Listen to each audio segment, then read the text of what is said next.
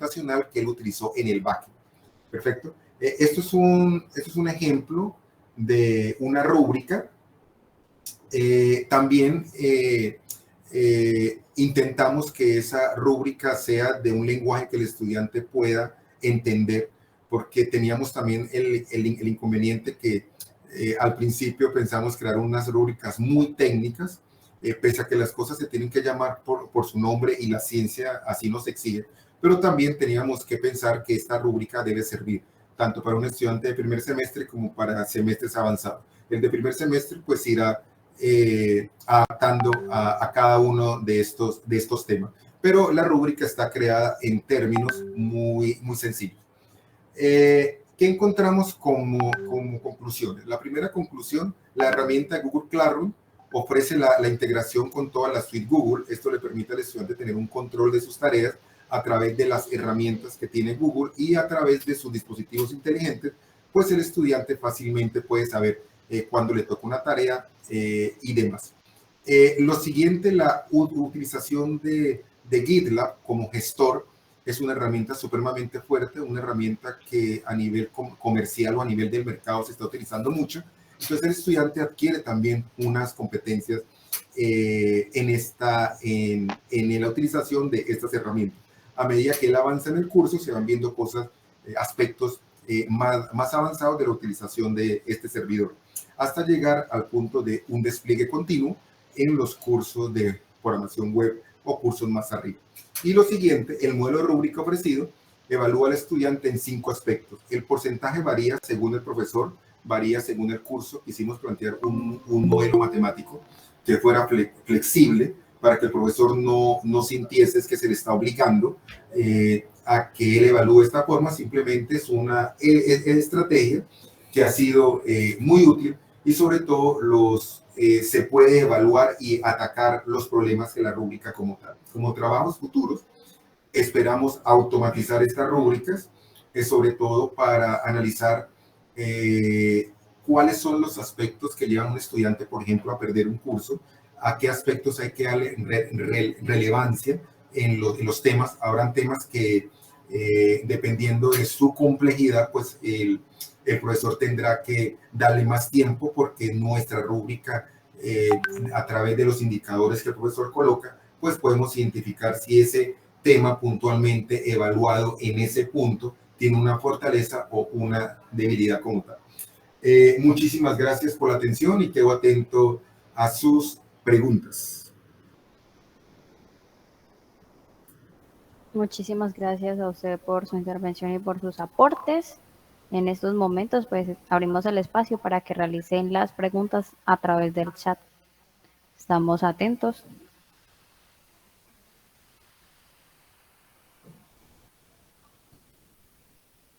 Vale, siendo así, no hay preguntas en el chat, entonces me permito continuar a la siguiente ponencia. Muchísimas gracias. Hasta luego. Vale, hasta luego. Continuamos con la naturaleza como fuente de inspiración en el desarrollo de materiales de construcción. Ricardo Camargo me confirma que se encuentra en la sala.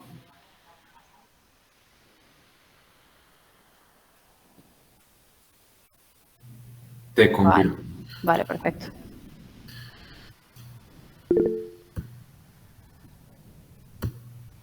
Listo, me avisan si están viendo la pantalla. Sí, señor. Listo, mucho gusto. Mi nombre es Ricardo Camargo, que junto con el profesor Edgar Alexander Osa del Departamento de Producción de la Universidad AFIT y los profesores Andrés Felipe Montoya Tobón y Santiago Gil Durán de la Universidad ITM, presentamos el proyecto del desarrollo de componentes con la naturaleza como inspiración para la creación de materiales de construcción.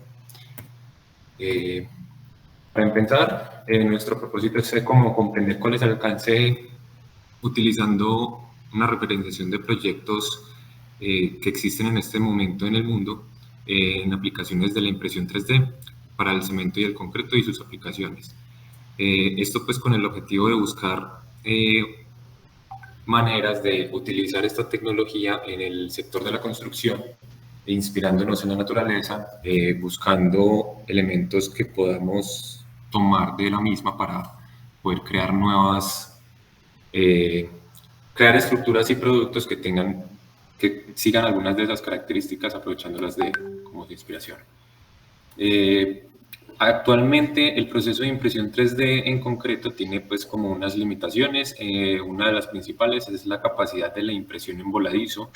Si conocen algo de la impresión 3D en plástico, por lo menos permite la impresión en algunos ángulos, como desde 0 hasta 45, a veces incluso hasta más, dependiendo de la fluidez del material. En el caso del concreto, el material es demasiado fluido y por su propio peso y al ser tan líquido puede derramarse cuando se hacen impresiones en voladizo.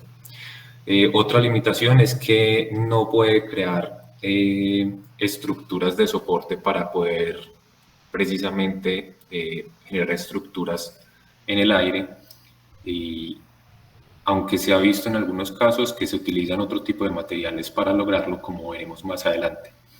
Lo que buscamos entonces, este proyecto lo realizamos con concreto, es aprovechar la infraestructura para la impresión 3D que tienen ellos actualmente para crear productos comerciales inspirados en la naturaleza y que puedan rentabilizar el uso de la máquina, como la tienen en este momento.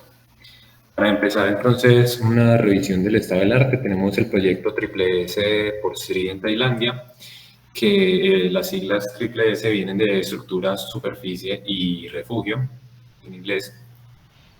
Y lo que ellos hacen es utilizar como inspiración las artesanías hechas con las palmas, con las hojas de palma, que se hacen entrelazados, y con ellos pues generan esta textura sobre la estructura, ayudándoles a aumentar también en la resistencia y a la flexión. Como podemos ver acá, se ve que utilizan una máquina de impresión en delta. Se puede ver también que utilizan pues esta textura por la parte externa, que les da como, además de un acabado bonito para la fachada, es el que finalmente termina colaborando para tener esas propiedades mecánicas. Adicionalmente, necesita algunos rellenos para completar la estructura, como columnas internas, aprovechando el mismo espacio que deja la impresión 3D. Este es otro proyecto, este es la por Wasp en Italia, que se inspiran en las avispas obrevaras, utilizando el material que encuentran en el mismo lugar para generar estructuras, en este caso la arcilla.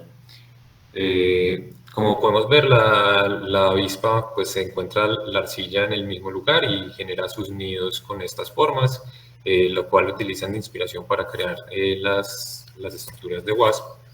El material que depositan lo extraen del mismo lugar, y la máquina que utilizan tiene este patrón también como de panal de abeja, en el que en el centro, en la parte del centro, tiene un elevador que eleva la grúa con un brazo, que es el que finalmente deposita el material, haciendo impresiones de forma radial.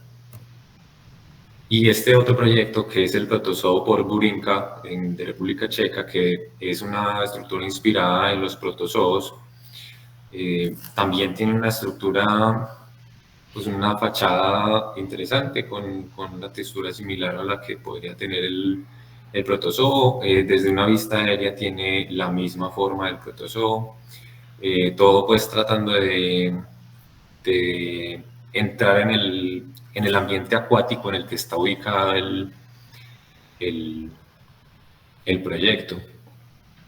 El protozoo pues es un microorganismo que habita en el agua y pues precisamente tiene como esta relación. Acá en este proyecto podemos ver cómo utilizan pequeñas variaciones en la forma de las que generan como columnas internas. Y por ejemplo en la parte de acá se puede ver cómo ellos utilizan tablas de madera para generar esos soportes para las partes que van en voladizo. Como podemos ver en la parte de acá, esta estructura tiene una ventana. Para eso utilizan las tablas de madera para que la máquina pueda imprimir sobre él.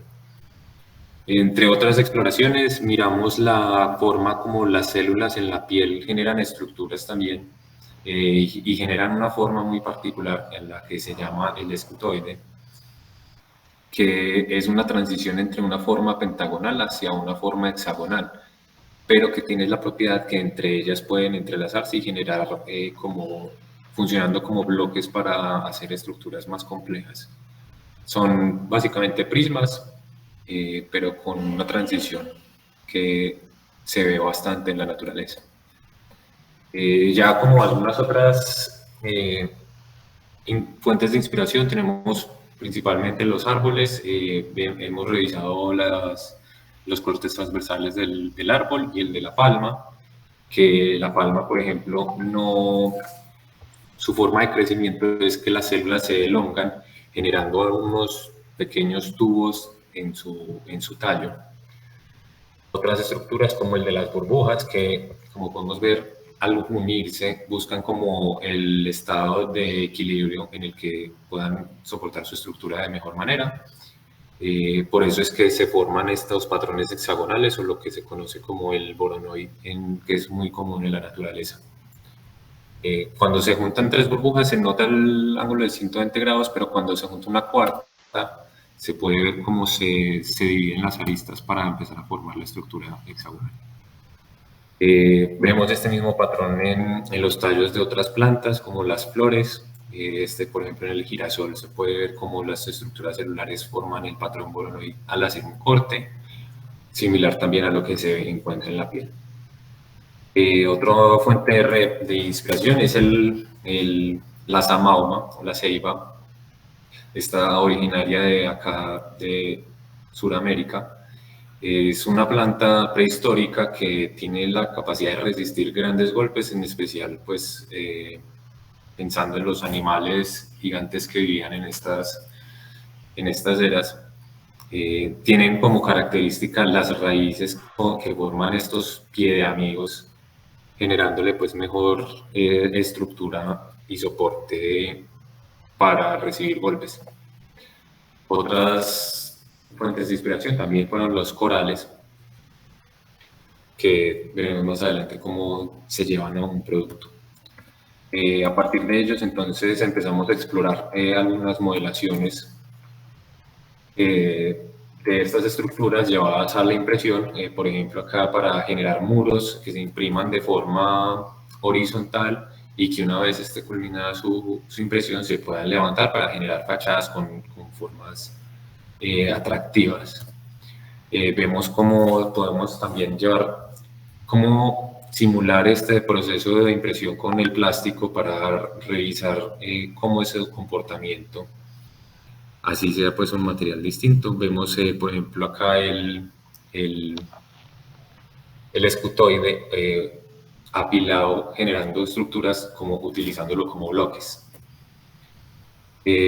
A partir de estos referentes empezamos a hacer una exploración de distintas geometrías y ver sus características de resistencia a la compresión.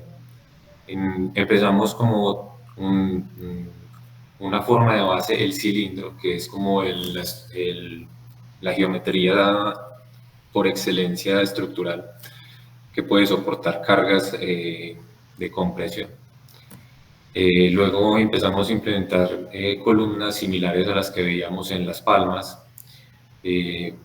para ver cómo esto podía mejorar su compresión y aumentamos la densidad de estas columnas para comparar resultados. Adicionalmente revisamos los prismas hexagonales, el escutoide de la transición de hexágono a pentágono y el pentágono, de pentágono a pentágono. Y de los resultados obtenidos nos damos cuenta que, como podemos ver en la línea amarilla, es la capacidad de compresión del cilindro antes de romperse, que particularmente el cilindro tenía la característica de su punto máximo de compresión, tenía un fallo muy agresivo en comparación a las demás. Estamos pues hablando del plástico, pero probablemente en el cemento tenga un comportamiento similar.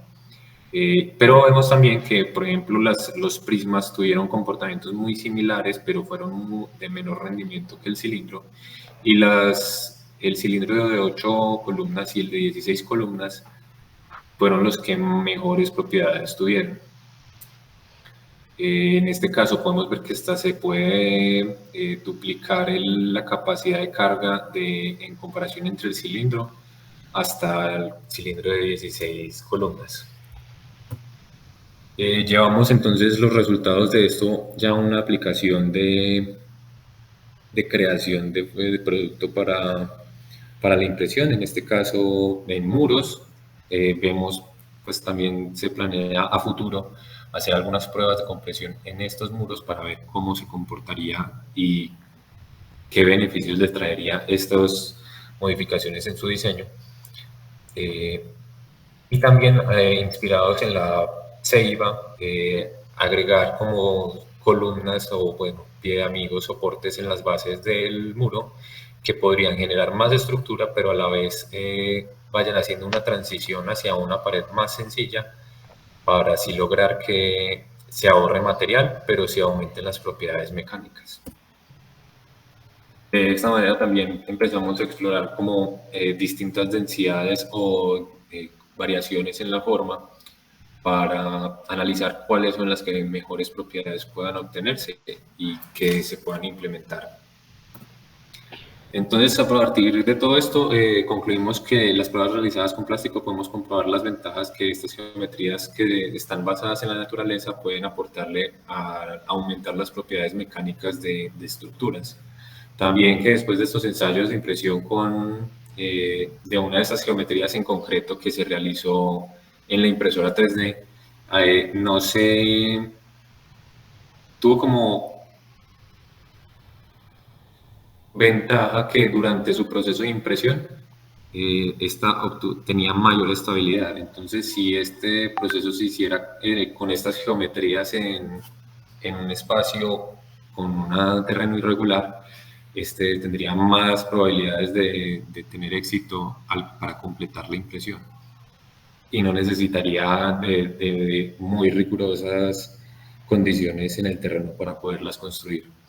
Y a futuro se planea realizar pruebas de estas impresiones en el material de concreto para ver cómo se comporta estas geometrías durante la impresión y compararla con los resultados obtenidos con la impresión en plástico. Esto es todo, muchas gracias.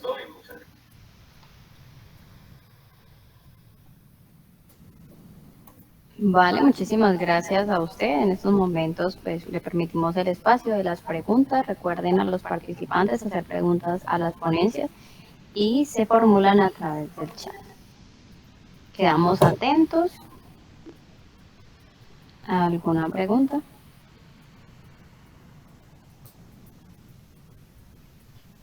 Vale, siendo así, no hay ninguna pregunta en el chat. Muchísimas gracias y continuamos con la siguiente ponencia, titulada Producción de hidrógeno verde usando agua salada y un electrodo nanoestructurado con inspiración biológica. Ponente Laura Carmona Saldarriaga. ¿Me confirma si se encuentra en la sala, por favor? Sí, buenas tardes, me encuentro en la sala. Buenas tardes, bienvenida. Gracias. Vale. Les voy a compartir la presentación. Vale, perfecto.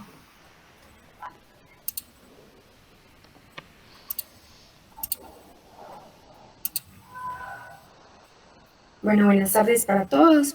Como lo mencionó Sofía, mi presentación se titula Producción de hidrógeno verde usando agua salada y un electrodo nanoestructurado con inspiración biológica. Este trabajo se desarrolla dentro de la Universidad AFID como parte de mis estudios doctorales a cargo del profesor Edgar Alexander Osa. Este proyecto nace fundamentado en uno de los objetivos del desarrollo sostenible, específicamente el objetivo 7, que trata de la energía asequible y no contaminante. Estos objetivos son como una propuesta que ha lanzado países del mundo preocupados por mantener un bienestar y una sostenibilidad entendida pues como la necesidad de satisfacer los requerimientos como básicos de nuestra generación y las generaciones futuras. Dentro de o para cumplir este objetivo se han planteado hoy en día varias estrategias y varios estudios, principalmente utilizando fuentes de energía renovables, como la energía eólica, la energía solar, entre otras. Pero estas energías tienen hoy en día un grave problema, y es que dependen de las condiciones ambientales. En un país como el nuestro, que no tiene estaciones, no es como tan problemático. Sin embargo, estas fuentes de energía no logran satisfacer completamente la demanda, ni siquiera alcanzar como un punto de balance donde uno diga que pueden cumplir su objetivo, debido también a su implementación, ya que aunque no tenemos estaciones, tampoco se logra satisfacer esa demanda. Entonces, actualmente hay un boom respecto al hidrógeno. Este hidrógeno nace como una fuente de energía alternativa. El hidrógeno funciona más que todo como un vector energético, lo cual quiere decir que necesita otra fuente de energía para ser producido, y pues necesita un proceso posterior para realizar esa conversión, principalmente un proceso de combustión. Actualmente hay muchos tipos de hidrógeno y los vamos a encontrar diferenciados por colores dependiendo de la fuente de energía primaria que se utilice. En nuestro caso, nos quisiéramos centrar en un hidrógeno verde, que se llama verde porque produce cero emisiones y porque la energía que estamos utilizando para generarlo proviene de energía renovable, como las que mencioné anteriormente. Este proceso como tal se llama proceso de electrólisis del agua. Los procesos electrolíticos consisten en procesos que requieren energía para romper una molécula, en este caso particular la molécula del agua, y se obtiene como producto hidrógeno y oxígeno, hidrógeno que es colectado para utilizarse posteriormente para procesos energéticos convencionales, como el movimiento de los carros o incluso encender los electrodomésticos o los televisores que tenemos en nuestro hogar. ¿Cuál es uno de los problemas que se tiene actualmente con los procesos electrolíticos para producir hidrógeno a partir del rompimiento de la molécula de agua? El costo. Este balance, como lo mencioné también con las fuentes de energía renovables que existen actualmente, este balance económico hoy en día no es satisfactorio para este tipo de tecnologías. Y particularmente para el hidrógeno producido por esta vía que se propone, ocurren dos problemas fundamentales. Uno, enfocado a los materiales que se utilizan para generar la electrólisis, que son altamente costosos. Acá los encontramos subrayados con azul, que son el platino y el níquel. Actualmente los sistemas estándar y base que se utilizan para estos sistemas electroquímicos utilizan platino como electrodo, pero el platino es escaso en la naturaleza y es costoso. Hay otros materiales que no son tan buenos conductores en estos sistemas, pero que podrían funcionar, como el silicio. El silicio es un material semiconductor, lo cual quiere decir que bajo cierto estímulo él puede comportarse como un material conductor y bajo otros estímulos comportarse como un material aislante.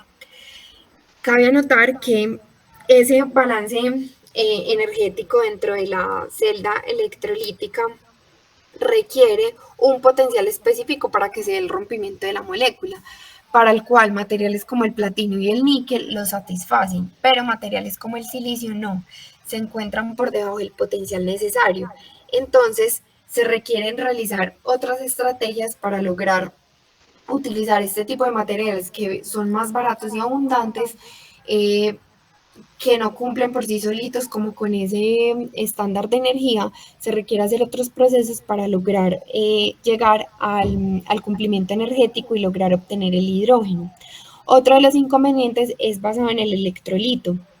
El electrolito es esa solución que se tiene dentro de la celda en contacto con los electrodos que están hechos de los materiales que les mencioné anteriormente y que permite que fluyan los iones y se complemente el circuito como eléctrico.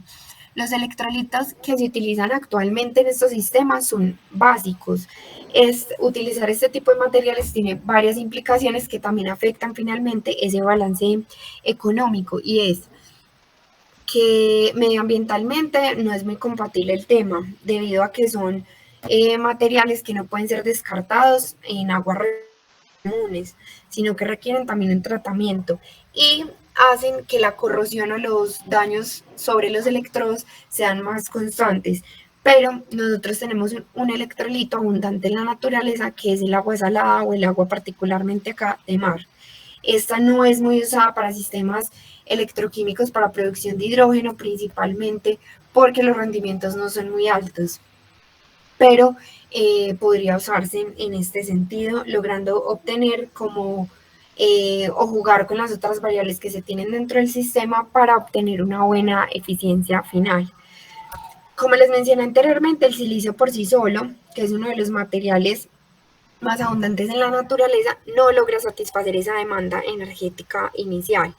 Entonces, buscando satisfacerla, uno puede utilizar diversas estrategias, entre las cuales encontramos la nanoestructuración. Los materiales nanométricos actualmente son de gran interés debido a que exhiben propiedades diferentes respecto a su material homólogo a nivel macroscópico. Hoy en día es muy conocido esto, sobre todo por efectos cuánticos en el oro, que ha sido uno de los materiales más estudiados a nivel nanométrico, pero uno podría hacer nanoestructuración y atacar una de las variables fundamentales dentro de procesos químicos, que es el área superficial. Para realizar estos procesos de nanoestructuración, uno puede utilizar técnicas convencionales o técnicas no convencionales. Las técnicas convencionales se basan en técnicas fotolitográficas que requieren gran capacidad industrial, requieren salas completamente limpias porque funcionan con longitudes de onda y que pueden ser alteradas por cualquier partícula microscópica en el aire. Y encontramos las técnicas no convencionales, que actualmente son orientadas o están orientadas a técnicas de litografía suave, que utilizan un sello, como cuando uno era pequeño, un sello que transfiere, un sello flexible que logra transferir, utilizando otro acople de técnicas, esa figura o esa forma hacia el sustrato. Entonces, bueno, nosotros dijimos, vamos a intentar hacer la copia de una estructura utilizando técnicas de nanoestructuración sobre silicio para ver si logramos aumentar esa respuesta electroquímica en cuanto a la satisfacción del potencial necesario para que se logre el rompimiento de la molécula. Y dijimos, ¿qué estructuras en la naturaleza? O empezamos a pensar que estructuras en la naturaleza cumplían funciones energéticas. Encontramos que una de las estructuras que presentan mayor compromiso energético en las células es la mitocondria, principalmente por dos cosas. Una, que tiene doble membrana, la membrana externa y la membrana interna, las cuales generan un acople perfecto de las proteínas y los demás elementos involucrados dentro de la respiración celular. Estos canales internos, como están representados en la imagen, hacen que el área superficial de esta mitocondria sea muy, muy grande y que por ende ese transporte de iones que hace la cadena transportadora de electrones cuando hace la respiración celular sea más eficiente. Entonces, lo que pensamos fue tomar esta inspiración biológica para generar unos patrones similares a esa membrana interna en silicio, utilizando técnicas de litografía suave. Lo que se hizo fue encontrar un patrón similar a esa membrana interna, generar un proceso de litografía suave utilizando silicona para transferir el patrón a la silicona y generar el sello, que es posteriormente puesto en contacto con las placas de silicio y utilizando técnicas de grabado químico, específicamente KOH, que es selectivo para silicio, lograr transferir ese patrón que se grabó en la silicona al silicio.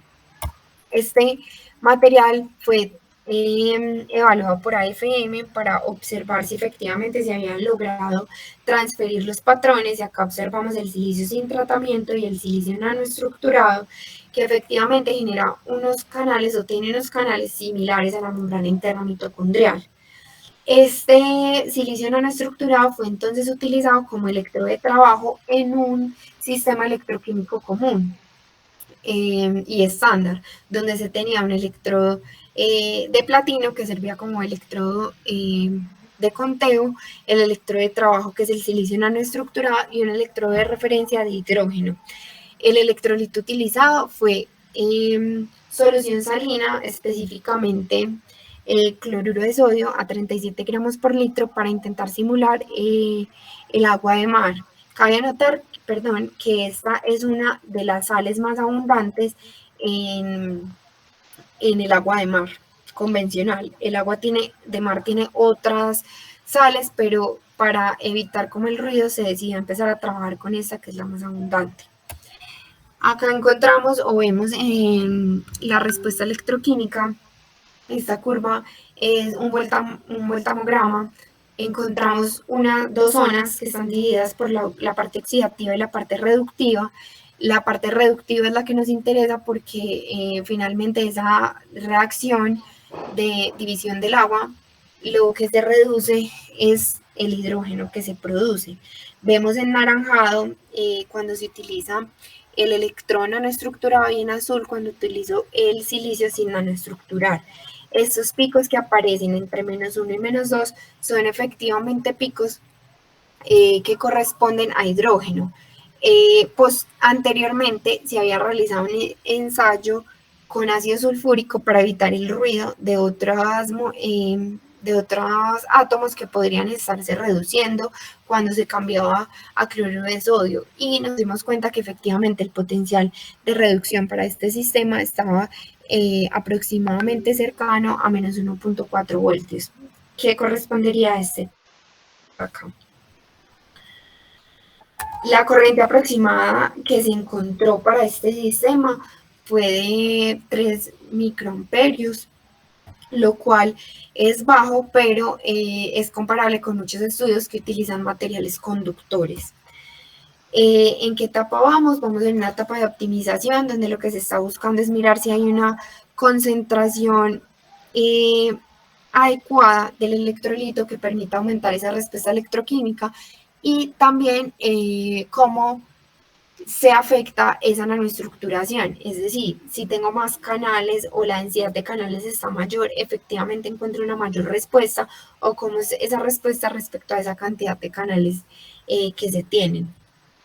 Para eso también se está haciendo un prototipo de electrolizador que ya no funcionaría como el que les mostré anteriormente, que es un sistema controlado para laboratorio, sino que este prototipo lo que busca es usarse como si ya fuera un sistema más real e industrial, y ver si se puede llevar a lo que les mencioné, a una aplicación particular, como encender un televisor o prender una licuadora, cosas inicialmente más pequeñas y que requieran menos energía.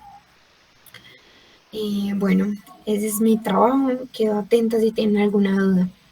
Muchas gracias. Feliz tarde. Bueno, muchísimas gracias a usted por su aporte. Buenas tardes. De igual manera se abre la sesión para hacer preguntas. Les recuerdo, por favor, que las pueden hacer a través del chat.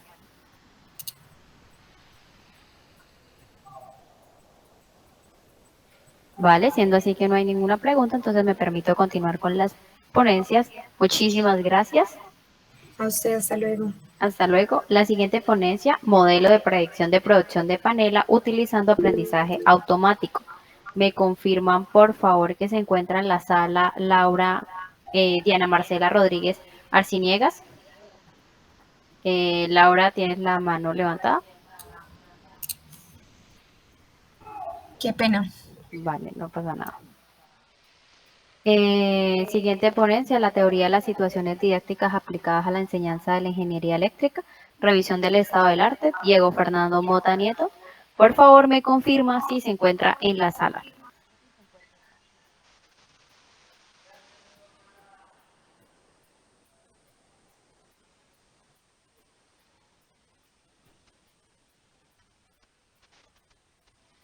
Vale, entonces me permito tomarme unos minutos para esperar a alguno de los ponentes, y en dado caso que no se encuentren, se cancela pues las ponencias y damos por finalizada la sala. Entonces les permito pues un poco de espera, que nos acompañen todavía en la sala por si queda algún ponente, y ya vamos a darle unos minutos.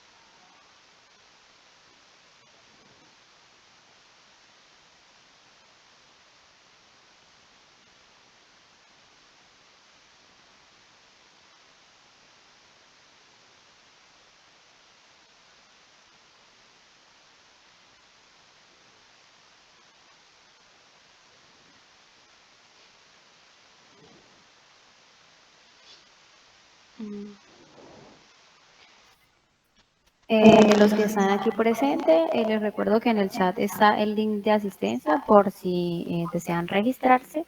De igual manera, pues pregunto si en los que estamos aquí presentes se encuentra algún ponente. Me confirman, por favor, quedamos atentos y estamos dando pues unos minutos para saber si se van a presentar.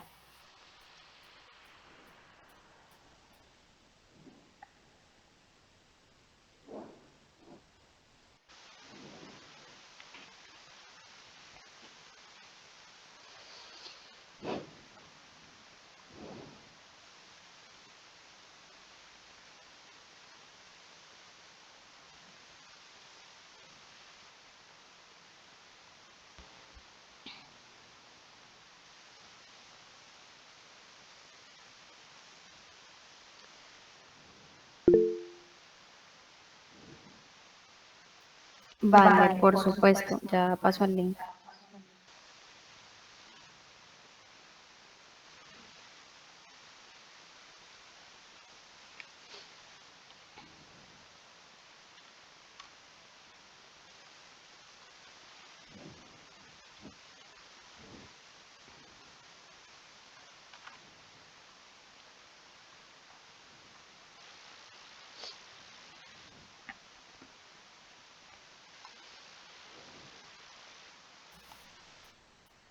Nuevamente me permito mencionar a las dos últimas ponencias, modelo de predicción de producción de panela utilizando aprendizaje automático por Diana Marcela Rodríguez Arciniegas. Por favor, me confirman. Y la teoría de las situaciones didácticas aplicadas a la enseñanza de la ingeniería eléctrica, revisión de estado del arte, ponente Diego Fernando Mota Nieto. Me confirman, por favor, si alguno se encuentra en la sala.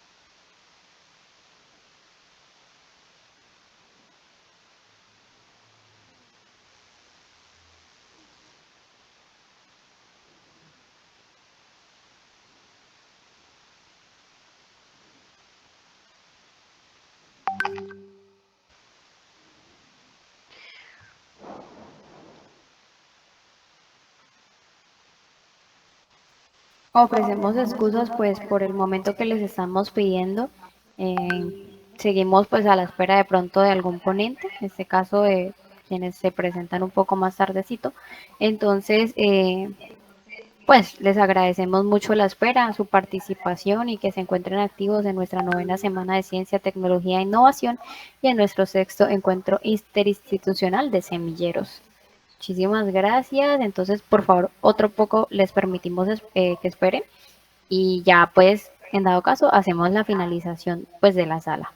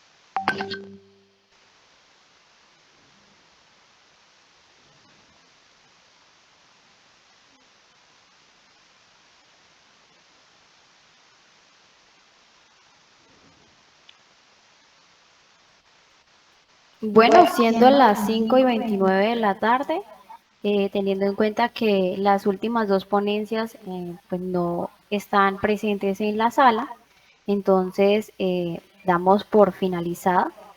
Agradecemos a todos los ponentes el interés por la investigación de parte de la Universidad Francisco de Paula Santander y los invitamos a que continúen haciendo presencia en nuestros distintos eventos que tenemos. Recuerden que están de manera presencial y virtual. Nos pueden acompañar. Muchísimas gracias por hacer parte de nuestra 9ª semana de Ciencia, Tecnología e Innovación y el 6º Encuentro Interinstitucional de Semilleros. Muchísimas gracias a todos. Buen día.